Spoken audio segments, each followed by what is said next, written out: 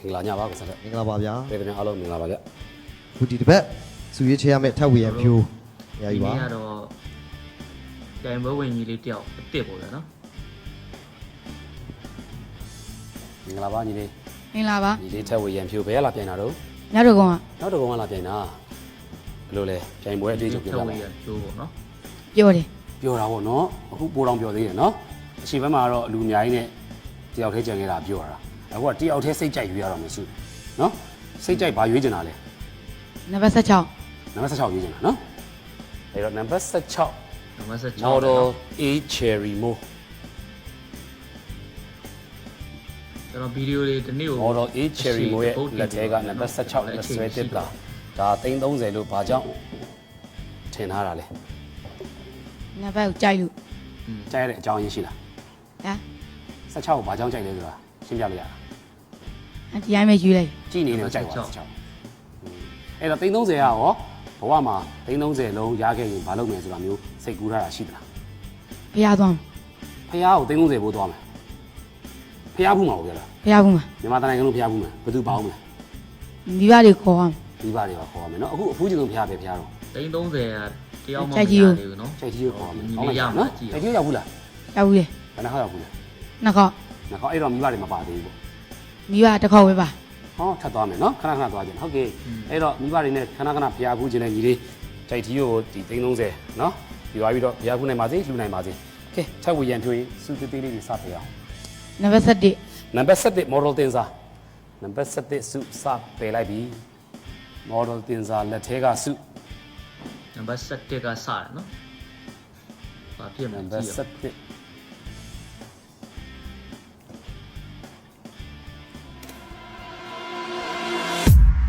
2000ကြည့်သမောင်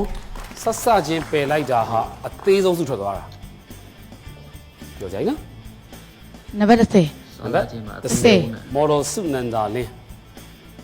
model စုနန္ဒာလင်းဒုတိယမြောက်ပယ်လိုက်တဲ့စု န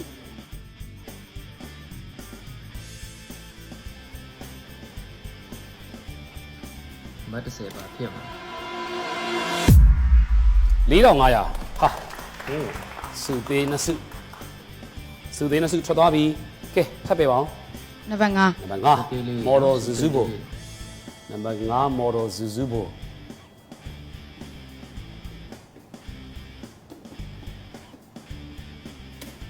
နံပါတ်5ဖြစ် ရှစ်သိန်းအိုးအဲ့ဒါတော့နည်းနည်းများတယ်နော်2400အပြီးမှာရှစ်သိန်း ရှစ် ကဲ သိ ကို န်း ထက်ဝေရန်ဖြိုးပေးပါအောင် နံပါတ်15 နံပါတ်15 model El Komi ရှစ် နံ သိ ပါတ် န်း 15 model El Komi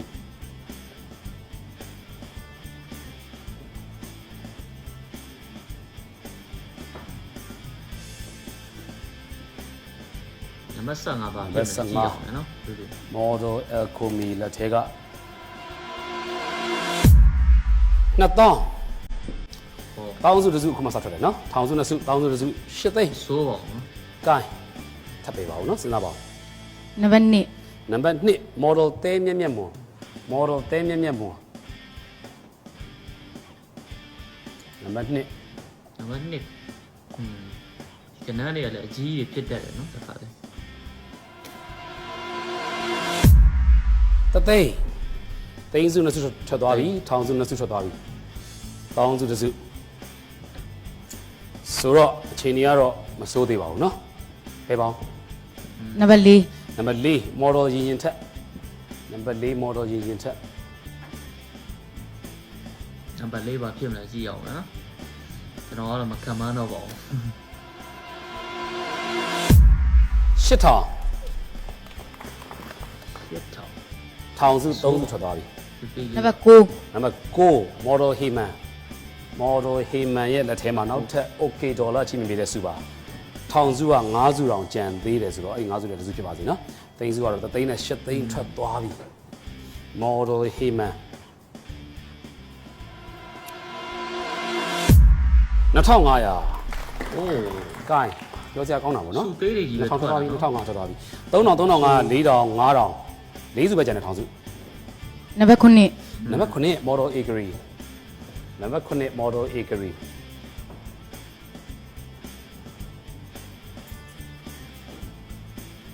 ဘတ်ခွန်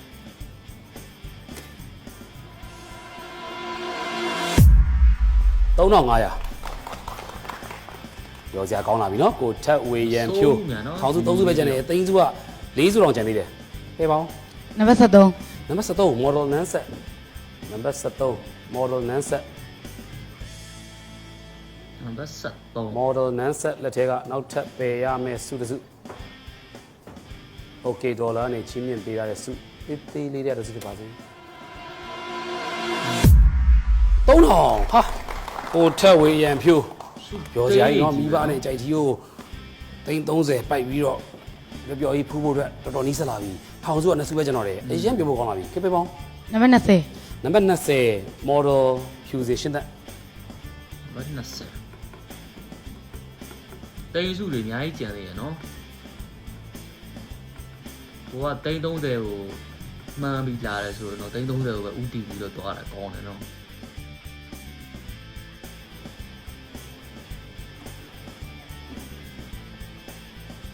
ဘာဖြစ်မလဲ 3000တောင်စု 3000 ခတိတေးတစုအခုတတိညီလေးထက်ဝေရန်ဖြိုးသသိန်း8သိန်းကလွဲရင်စုသေးဘက်ကထွက်တာပုံများနေတယ်အဲ့တော့စိတ်ချမ်းသာစရာကောင်းနေတယ်နော်ဆက်ထိန်ထားပါ 21 နံပါတ်21 model GG သစ္စာ model GG သစ္စာ ဖြစ်တာပါဖြစ်သူတို့ကလည်းအဲ့လိုရွေးတာမှန်လာပြီဆိုရင်ဖုံးခေါ်ပြီးတော့သူတို့ကလည်းစိတ်ကိုနှောက်ယှက်ဖြစ်သွားလို့ဖြစ်တာ model GG သစ္စာစုတွေရွေးချယ်လာလိုက်တာခီးတစ်ဝက်ကျိုးတော့ပေါ့နော်အခုအချိန်ကြီးစုသေးတွေအများကြီးထွက်ထားတဲ့အတွက်ဒီနေ့ကစားပွဲကစိတ်ချမ်းသာစရာကောင်းပါလေ9000ကြည့်ပါဦး ထောင်စုတစ်စုပဲကြံတယ်စုတစ်ဝက်မရောက်ခင်လောက်မာတင်ကိုထောင်စုတွေကတစ်စုပဲကြံတော့တယ် နံပါတ်14 လာလေးပါနော်ဟုတ်ကဲ့ပါဗျထောင်စုကတစ်စုပဲကြံပါတယ်တောင်းစုတွေနဲ့သိန်းစုထဲမှာလည်းသိန်းနဲ့8သိန်းပဲထွက်ထားလိုက်ပါတယ်ကျွန်တော်မေးလိုက်ပါမယ်ဒီနေ့ထက်ဝယ်ရန်ပြောရင်တငယ်ချင်းပါလာတာဒါဒီနေ့ပြိုင်ပွဲအတွက်အပေါ်ပါလာတာပေါ့နော်သူတို့နဲ့လည်းတိုင်ပင်နေပါတယ်ပထမဦးဆုံးစပြီးတော့မကစားလို့ရှိရင် okay ဒေါ်လာချင်းပေးမယ်စုကတော့2,300,000ပါစိတ်ဝင်စားသလား2,300,000ဒီနေ့ကစားပွဲရက်လိုက်တာနဲ့တခါတည်းလက်ထည့်ရပါလိမ့်မယ် ဆက်ရွေးမယ် ဆက်ရွေးမယ်ဆက်ကစားပါမယ်ခင်ဗျကဲပေးပါ အစောကြီးပဲ2သိန်း3 နံပါတ်14 နံပါတ်14 model ခိုင်မီမီဇော်လင် model ခိုင်မီမီဇော်လင်လက်ထည့်ကအခု okay ဒေါ်လာချင်းပေးတဲ့အစုထပ်ပယ်လိုက်ပါဦးမယ် စုတွေမှန်လာပြီဆိုရင်နည်းသူတို့ကနှောက်ရှက်တယ်လို့ပုံစံမျိုးဖုံးခေါ်လိုက်တာပေါ့နော်အဲသူတို့ရဲ့လက်ကွက်တစ်ခုပေါ့ 4,000ဟိုးနောက်ဆုံးကြံတဲ့ထောင်စုပါကုန်ပါပြီအနှိမ့်ဆုံး1,000အမြင့်ဆုံး330အနှိမ့်ဆုံး1,000အမြင့်ဆုံး330ပျော်စရာကောင်းလိုက်တာညီလေးထက်ဝေရဒီနေ့ကစားပွဲဟာထောင်စုအကုန်လုံးမြန်ထွက်သွားတဲ့အတွက်ကစားပွဲဒီကစားတဲ့ပိုင်းတစ်လျှောက်မှာတော့တော်တော်လေးကိုအချိန်ကြီးကောင်းပါတယ်နော် နံပါတ်19 နံပါတ်19 model Germany make it ထောင်စုတစ်စုမှမကြံအောင် ပြရတာဘေးဒင်း ပယ်လိုက်နိုင်ပြီလက်ထဲ330ရောက်အောင်ကြိုးစားဖို့ပဲလိုတော့တယ်နော်ထပ်ပယ်လိုက်တဲ့စုက1,000ကြည့်ပါဦးအနည်းဆုံး1,000နဲ့ထွက်သွားပြီအနည်းဆုံး1,000ခွဲဖြစ်သွားပြီ1,000ခွဲ330 1,000ခွဲ330ချိန်ကြီးအရင်ကောင်းပါလေ စုသေးတွေကြီးပဲအကုန်ထွက်တာနော် ဟုတ်ကဲ့ပါဗျထောင်စုတွေမရှိတော့ပါဘူးအနည်းဆုံး1,000ခွဲဖြစ်ပါတယ်သိန်းစုထဲမှာ3သိန်းနဲ့8သိန်းပဲထွက်ထားလိုက်ပါတယ်2သိန်း5သိန်း10သိန်း3သိန်းကျန်ပါသေးတယ်ကျွန်တော်မေးလိုက်ပါ1,000ခွဲနေလို့ရှိတယ်သိန်း30ရှိတယ်ဂျားထဲမှာတော့1,000ခွဲနေကျန်နေတယ်2သိန်း5သိန်း10သိန်းကျန်နေတယ်အခုစက်မကစားရင် okay ဒေါ်လာစုငွေ2သိန်း8,000စောကြီးပေးတယ်နော် ဆက်ရွေးမယ် နှစ်သိန်း6ထက်မှာ3စုပဲကျန်တယ်နော်အဲ့ဒီအောက်မှာ1000စုလေးပဲနော်သိကြရင်နော်စက်ကစားပါမယ်ခင်ဗျ2သိန်း8,000ကိုတော့လောလောဆယ်ညင်းထားတဲ့ညီလေးပဲပါ အိုး နံပါတ်18 နံပါတ်18 model တင်စာထက်ဦး model တင်စာထက်ဦးလောလောဆယ်အထိမှာတော့ခြေနေကကောင်းနေတော့မှာပဲသိန်းစုတွေနောက်ဆုံးအထိများများခြံထားနိုင်လေဒီနေ့ကစားပွဲကပို့ပြီးတော့ရေခုံစရာကောင်းလာမှာဖြစ်ပါတယ်ကဲနောက်ထပ်1000စုတစ်စုဖြစ်ပါစေ 10သိန်းနဲ့တိတ် 2500 မှန်းလို့ရ အဲ့တော့1000စုထဲမှာ1000ဝဲကျန်တယ်4 5 6 9 8 1000နဲ့နေတန်းစီပြီးကျန်တယ်2သိန်း5သိန်း10သိန်း30ကျန်တယ်ပြောစရာကောင်းနေတော့မယ်ဟိုထက်ဝေရန်ဖြိုးပဲပေါင်းတစ်စု နံပါတ်1 နံပါတ်1 model ဝင်းမုံတန်တာ model ဝင်းမုံတန်တာလက်ထက်က ရှင်လုံးဝ နောက်ထပ်တောင်းစုတစ်စုဖြစ်ပါစေကိုထက်ဝေရန်ဖြိုးရဲ့မိဘတွေနဲ့တိုက်ထီယိုသွားဖူးမဲ့ခရီးစဉ်9000တောင်းစုထဲမှာဒုတိယအများဆုံးနော်အဲ့တော့တောင်းစုကတော့လောလောဆယ်8000 6000 5000 4000 1000ခွဲဆိုတော့5စုကျန်တယ်သိန်းစုက4စုကျန်တယ်အခြေအနေကတော်လေးကိုကောင်းနေသေးတယ်လို့ပြောပြရပါတယ်ဟုတ်ကဲ့ပါဗျသိန်း30နဲ့10သိန်းကျန်ပါသေးတယ်တောင်းစုတွေလည်းကျန်ပါသေးတယ်ကျွန်တော်မေးလိုက်ပါမယ်1000ခွဲ4000 5000 6000 8000တောင်းစု5စုကျန်တယ်2သိန်း5သိန်း10သိန်း30 2သိန်း5သိန်း10သိန်း30အခုဆက်မှန်ကသားရင် OK ဒေါ်လာကစုငွေ4သိန်းရှိနေပြီ 9သိန်းမရဘူးလား 5သိန်းရရင်ကစားပွဲရမယ်လို့ပြောရတယ်ဗျ5သိန်းမရပါဘူး4သိန်း2000 သူ့ဘက်မှာ ဆက်ယူမယ် ကပူများတာ 4သောင်းမယူနော် အဲ့ကြတော့ရွေးပေါ့ ဆက်ကစားပါမယ်ခင်ဗျ4သိန်းက 23 နံပါတ်23 model စန္ဒလိုင်း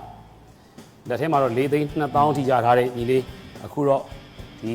စွငွေကိုညင်းထားတယ်အဲ့တော့အဲ့ထက်ပိုရပါစေစုတောင်းပြပါ ကော နော် င်းတာပေါ့9သိန်း10 ချိန် သိန်း လေးကလည်းကောင်းနေပါသေးတယ် 30တက်ကြ ဒီလေးထက်ဝေရန်ဖြိုးအနေဆုံးတောင်းစု1000ခွဲ2သိန်းအိုးသိန်းစုတစ်စုပါသွားပြီသိန်းစု3စုပဲကျန်တယ်5သိန်း10သိန်းသိန်း30အဲ့တော့အချိန်ကြီးကတော့မကောင်းတဲ့ကောင်းလေးဖြစ်နေသေးတယ်ဟုတ်ကဲ့ပါဗျ5သိန်း10သိန်းသိန်း30တောင်းဆိုတော့5စုကျန်ပါသေးတယ်ကျွန်တော်မေးလိုက်ပါမယ်ဒီနေ့အချိန်ကြီးကတော့ခုနက1000တော့ပြန်ရောက်သွားပြီ4သိန်းအခုစမသား4သိန်း4သိန်းအထက်မှာ3စုပဲရှိတယ်အဲ့ဒီအောက်မှာ5စုရှိတယ် 4သိန်းယူမယ် 4သိန်းမယ်နော်စုငွေ4သိန်းလက်ခံလိုက်ပါပြီခင်ဗျကဲအဲ့တော့ဆင်းမြုံမှာရှိတဲ့ model number 3နင်းဦးရွှေကြီး number 6 model ပန်းတော်ရာ number 8 model လှိုင်းနဒီ number 7 model Anna number 7 model အိမ်ရီချစ်စု number 20 model ထထအိမ်နဲ့ number 24 model ခင်ပြည့်ပြည့်ဝင့်နိုင်ကျေးဇူးတင်ပါတယ် model တွေအားလုံးကိုကဲအဲ့တော့ဒီတစ်ခေါက်မှာတော့နောက်ဆုံးကျန်တဲ့စုဟာ10သိန်း30နဲ့5သိန်းကျန်နေပါသေးတယ်ဒါပေမဲ့တောင်းစုတွေလည်း5စုကျန်နေတဲ့အချိန်မှာညီလေးထက်ဝေရန်ဖြိုးက4သိန်းနဲ့ကျင်းနှက်လိုက်ပါပြီဒီစုငွေ4သိန်းထက်သူပိုရဖို့ရှိသလားဒါမှမဟုတ်တောင်းကနနဲ့တကယ်ရွေးချယ်မှုလုပ်ထားသလားဆိုတာကိုတော့ပြည်သက်နဲ့သူရေခုံပါမယ်ကျွန်တော်တို့တွေဒီစုကိုတော့ဖွင့်ကြည့်ပါအောင်မယ်เนาะနံပါတ်16ကြွပါလက်ထဲမှာတော့ OK ဒေါ်လာကချင်းမြင်တဲ့စုငွေ4သိန်းတိုင်တိုင်ရရှိသွားပါပြီသူ့ရဲ့တကယ်ငကုံမူလရွေးချယ်တဲ့16ကကောအဲ့ဒီ4သိန်းနဲ့ပိုတဲ့5သိန်း10သိန်း3သိန်းလည်းဖြစ်မလားအောက်ကတောင်းကနနဲ့ပို့ပါအောင်ကျွန်တော်ပြည်သက်ပြကြတယ်ပြည်သက်ပြကြတယ်နော်ပြည်သက်များအားလုံးစိတ်ထဲမှာတောင်းကနန်းလိုပဲစုတောင်းပေးတာပါညီလေးထက်ဝေရန်ဖြိုးရဲ့ရွေးချယ်မှုသိန်းစုမဖြစ်ပါစေနဲ့နော်ဘာလို့သူ4သိန်းနဲ့များသွားရင်သူဒီညအိပ်ပျော်မှာဟုတ်တော့1 2 3 go ရှစ်တောင်းပါနော်အဲ့တော့ဗာလေဆုံးဖြတ်ချက်မှန်ပါတယ်စုငွေ4သိန်းချင်းမြင့်လို့တော့ကိုစံတော့ဖိတ်ပါတယ်ဗျ ပြီးတော့အစာဆုံးလေးတွေလောက်လို့ပြီးတော့ပါတယ်နော်အားလုံးကိုကျေးဇူးတင်ပါတယ်ဗျ လက်ခုပ်ချင်းမြင့်ပေးလိုက်ပါဦး